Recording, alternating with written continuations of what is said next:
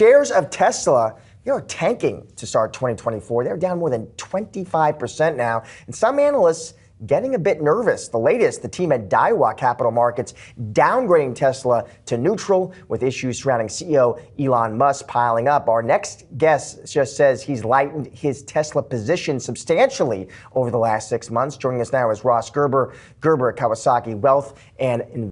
Okay, just on the record here, this went to air February 6th, and it appears that Ross in the last 6 months has lightened his Tesla position significantly.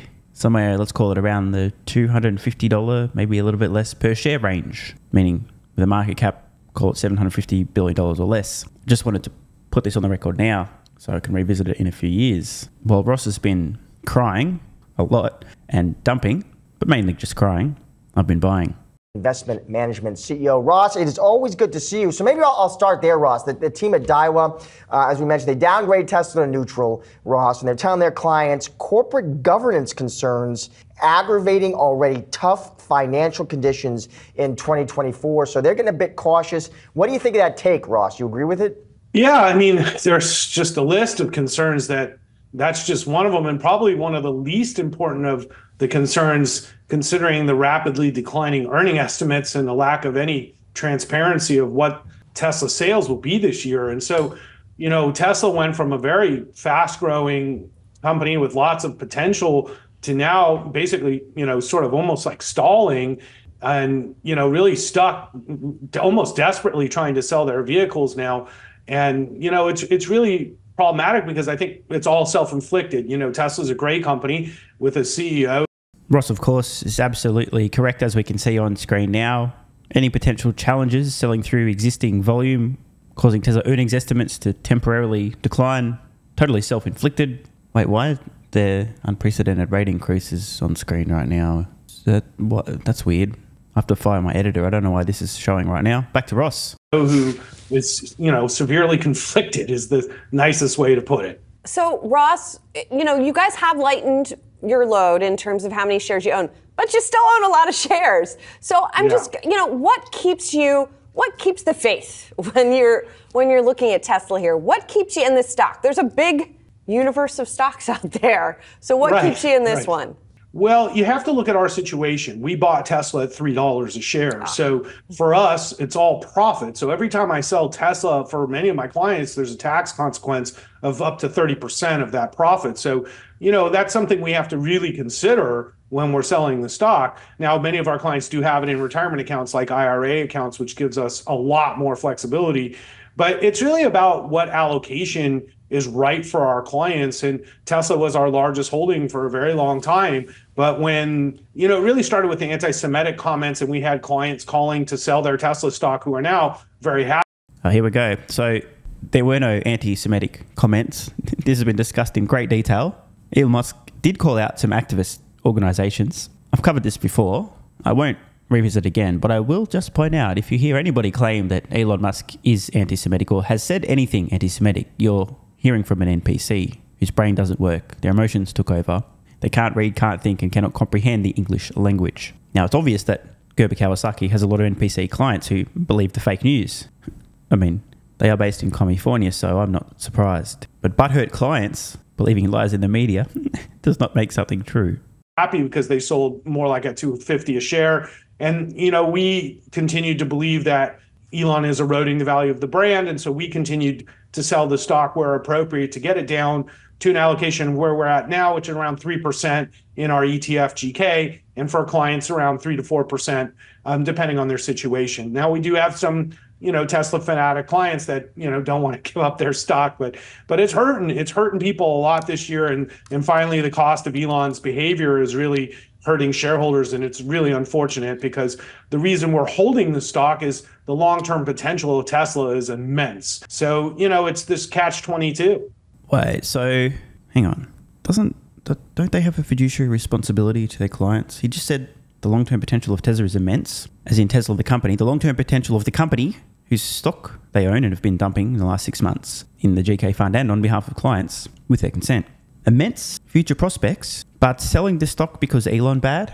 I mean, he threw out the lies about anti-Semitic comments. Does this make sense? Of course it does if your goal is to virtue signal and not actually help your clients. I'm very confused by it. Did he just admit that? Long-term potential of Tesla is immense, but Elon bad, therefore selling Tesla stock? Is that the gist of what I heard? Maybe I misinterpreted. I'm obviously too dumb to understand. That's why I just make videos on YouTube instead of managing money for other people.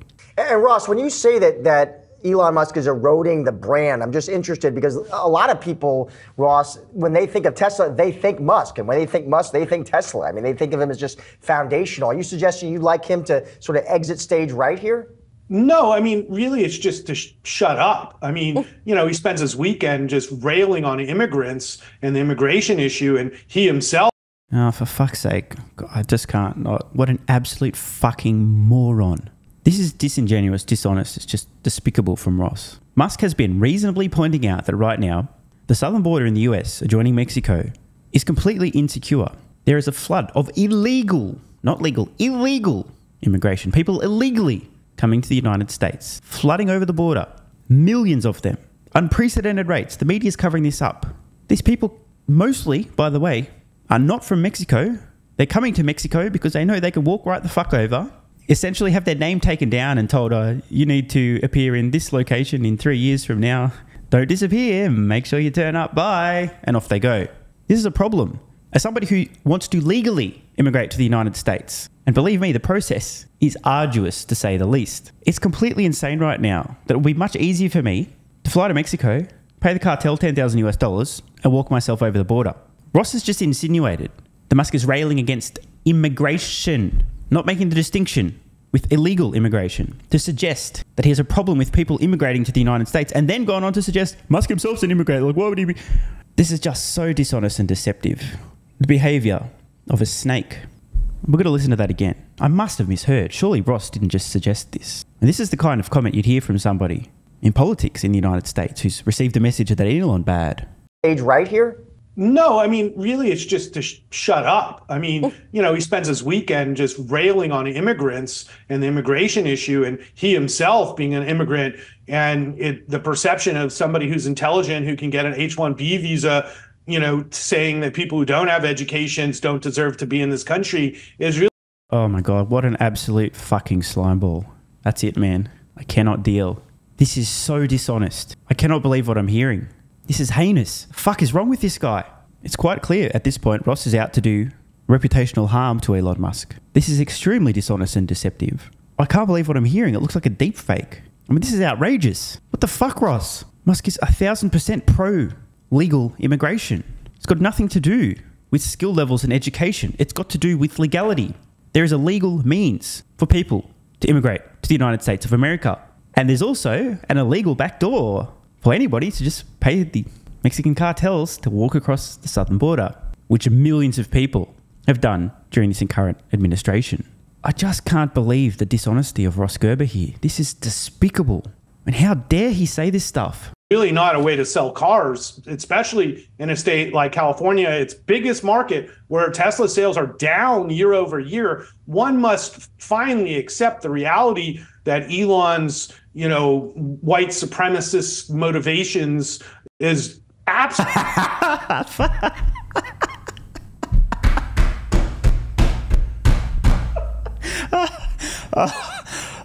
It's official. His brain has broken.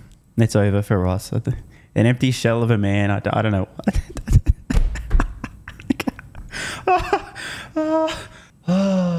He's gone full AOC.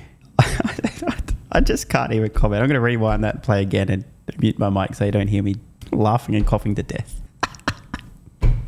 Especially in a state like California, its biggest market, where Tesla sales are down year over year. One must finally accept the reality that Elon's, white supremacist motivations is absolutely damaging the brand, because he is equated to Tesla. But to pretend that he's not damaging the brand at this point is simply ignorant. So, Ross, how do you fix it, right? Because, there have been suggestions. I know you yourself had sort of a short-lived run for the board at Tesla. There have been suggestions that the board is too close for him, that they're not sort of keeping him in check. But is there any realistic expectation that there could actually be independent or more independent board members added at Tesla? Well, I think this is the pickle, and one of the reasons we've sold a big chunk of stock was because I don't see how this works. Because, when I ran for the board, I realized very quickly that there was actually no desire for independence or any retail investment, representation on the board at all. Ross, as we can see on screen now, February 17th, 2023, I polled my Patreon supporters, do you support Ross Gerber joining Tesla's board of directors? And also asked people to share how many shares they held, just to get an idea of how many hundreds of millions, if not billions of dollars were in support and otherwise. Just 3% of respondents selecting yes, I am in support of Ross Gerber joining Tesla's board of directors. 91% not in support, and 6% didn't have a strong enough opinion and just wanted to see the results. Does this tell us that people are not interested in having any representation for retail investors on Tesla's board of directors? Or is the only real conclusion we can draw from this that investors weren't unanimously in support of Ross the Snake Gerber joining Tesla's board of directors? This did generate quite a bit of discussion. Nearly 3,000 people voting on this. Over 700 comments. I think it's a little bit of a stretch to suggest that this implies that investors aren't interested in any representation for retail investors on Tesla's board. It's just that Ross was certainly not the man. And in completely unrelated matters, it's a damn shame that the guy who's outrageously, falsely slandering, attacking Elon Musk, claiming he's anti-Semitic, he's a white supremacist. It's such a shame that this guy didn't end up on Tesla's board of directors, because I'm sure that really would have worked out well.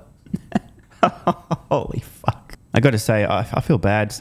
Clearly, this guy's broken. I don't know what's going on. Must have just been all those butthurting. Oh my God, Elon did something bad. I read it in the media. The media too, Ross. Do something, Ross. Elon, man, Ross. I think all the calls from the butthurt babies in California must have got to him. I guess everybody's got a breaking point, right?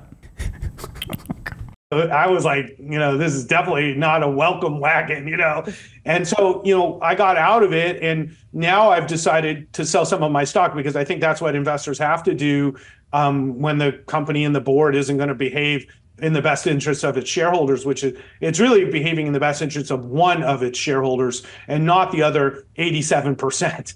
So I think this is a real problem for Tesla. I don't see how the board can move forward in its current makeup, because anything they do will be sued, because essentially Delaware has ruled that it's not an independent board, and it's a requirement that it is an independent board. So if they get new board members that are truly independent of Elon, this isn't going to work very well for Elon, and I'm sure he doesn't want that.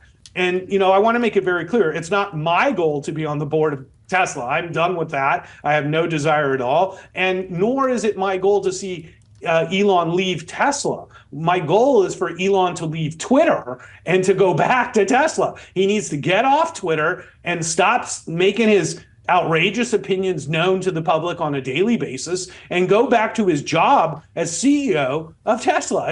And that's really what needs to happen.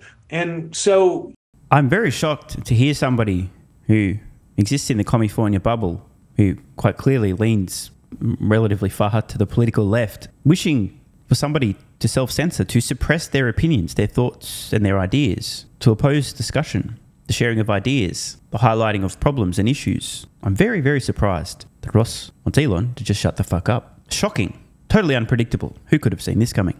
Spoiler alert, Ross, he ain't gonna shut up. Nor am I. That I can tell you for fucking sure. Personally, I would rather die than suppress my opinions on things that matter to me. And I suspect that Musk would say the same. If that doesn't happen, I think Tesla's drifting, in a place where I don't know where it goes until there's somebody on the board that actually wants to confront Elon and expects Tesla to get better results. But Ross, you kind of know, though, when you invest with Elon Musk, he is a different kind of CEO, right? I mean, you know that when you commit capital to his companies, Elon isn't, Jamie Dimon, right? He's a different kind of guy. He's going to make his opinions known. I mean, you have to know that as an investor before you move in, right? Well, I've been doing this for 10 years with Elon and Tesla. And, it's interesting, when he needed money and Tesla was on the verge of bankruptcy, he was very nice to me and everybody else who was giving him money that supported Tesla. Everybody thinks it's only Elon, and Elon obviously is the innovator of our time. But there were many investors like myself and my firm and several other firms that stepped up when nobody else would. And Elon was a different guy back then. So now that he's successful and he's the richest man in the world, he decides to use his capital to buy a social media app so that he can express, outrageous opinions on a daily basis. This is just not a good development for the company. It's just like Napoleon. Napoleon started off really well as well and had a pretty good run until he got involved with Russia. So Twitter is like Elon's Russia, and he's going to end up on Elba if he keeps this up. So I'd love somebody to try to talk some sense into this guy. He's certainly not listening to me. Ross Gerber, maybe he'll watch this interview. Bro, really biting my tongue here. I think that it's safe to say that Ross, the sausage wallet Gerber, has just gone full fake news. Clearly has got the message that Elon bad. As I said, everyone has a breaking point, and I think we've discovered Ross's. So a few closing thoughts. One, let Elon. Two, if you don't like it, sure, sell your Tesla stock. Although Ross does find himself in a tricky position because he's also managing money and helping with financial advice and investing for clients, and has a fiduciary responsibility, which is certainly precarious if you're on the record saying that the company has a very positive future, yet you're simultaneously suggesting that you're selling the stock for your clients and yourself and in your fund, despite the fact they have a very compelling future. Worse still is if you're blatantly lying about Musk, using the same tactics as the fake news, false allegations and claims. What supremacist?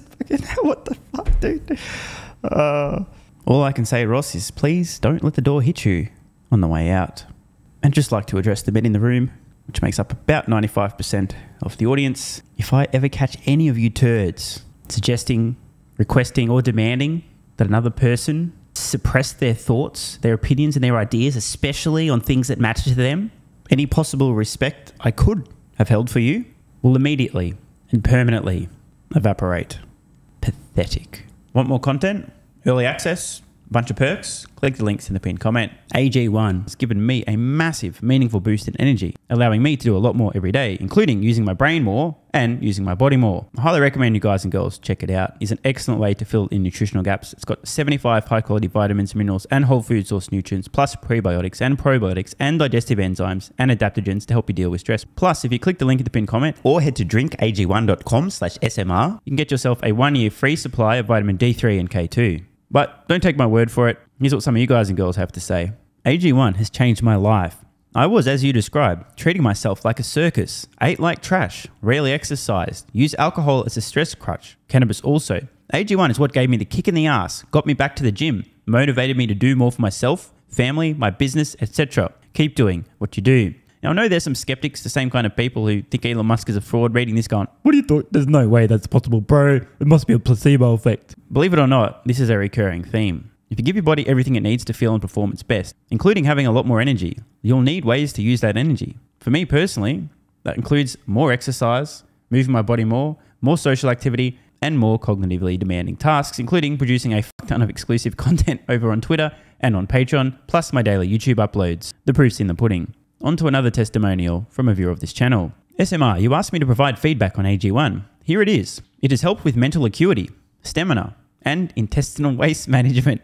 Can't read between the lines. It certainly helps with regularity and digestion. That's what the digestive enzymes are for. It has also dramatically reduced my cravings for sugar. You guys need to stop eating sugar. It's fucking poison. I'm 50, 5'9", and overweight, aka a fat motherfucker. I think that's a technical term for overweight, isn't it? Is it fat motherfucker or obese? I can't remember. I average 100 hours a week in the West Texas oil fields as a safety supervisor. Jesus Christ, dude. No wonder you're struggling to keep your weight under control. 100 hours a week. Brutal. It has helped me lose weight.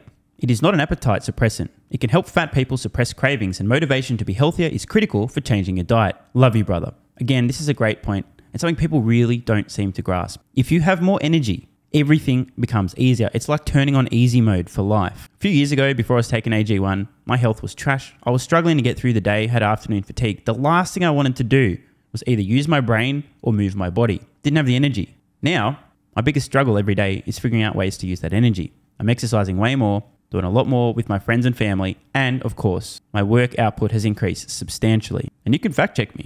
Check out the average length of my videos I was posting to YouTube 3 years ago. Need I say more? And one final testimonial. Love this one. Okay, here's the deal for me with this AG1 shit. I'm 41 years old and not the type to eat, drink, smoke, or sleep healthy, so I was skeptical. That being said, here's what I experienced. Day 1, meh. Day 2, afternoon fatigue was about 45 minutes late. Day 3, 0 afternoon fatigue. Day 4, 0 afternoon fatigue plus extra energy. Day 5, again, 0 afternoon fatigue plus energy. Wondering, what the fuck, really? See, this is the thing, right? The results for many people are just almost too good to be true. This is the same experience I had. My afternoon fatigue just vanished out of nowhere. I'm like, wait, what the fuck? Why am I not tired in the afternoons anymore? Surely, it's not that AG1, is it? Turns out it was. Day 6 and 7, same thing. Day 8, same thing. Plus, I had the want to get things done around the house that I normally would slack off and not get done. Again, the point, extra energy, you'll need to use it, you'll find ways to use it. Day 9, 10, and 11, and today is day 12. I fucking love it. So however you managed to get me to buy it, I'm so glad you did. Thank you so much, SMR. It really changed me so far. Guys, this shit really works. Just try it. By the way, this is the reason I continue to relentlessly promote AG1. A lot of people get real fucking mad in the comments. Oh my God, Snake Oil Salmon's sold out. Oh my God, he's a scammer. This is fraud. But constantly, I'm pretty sure everyone making these comments is also currently short Tesla stock. I'm not particularly concerned about people having a negative perception, those folks suffering from small brain syndrome, still living in my bum's basement syndrome, etc., writing mean comments, claiming AG1's a scam or it doesn't work. I mean, bro, when I get feedback like this is what keeps me going. Just try this stuff for a month, and if you don't get these results, get your money back. See, it's a literal no-brainer. It's an IQ test at this point in time. Testimonial after testimonial after testimonial like this. Get your money back if it doesn't work. Just try it for a month, and if it doesn't work, get your money back. Today's the day. It's finally time. Be like this guy who was a massive skeptic, but finally, after 1,000 promotions in a row, caved in, tried AG1, and has results like this. Head to drinkag1.com/SMR or click the link at the pinned comment, and please, let me know how you're feeling in a few weeks' time. Now, if you'll excuse me, time to put my extra energy to good use. I'll be recording some more exclusive content for Patreon and my Twitter subscribers. So click the links at the pinned comment. See you over on Twitter and or Patreon, and don't forget to grab your AG1. Love ya.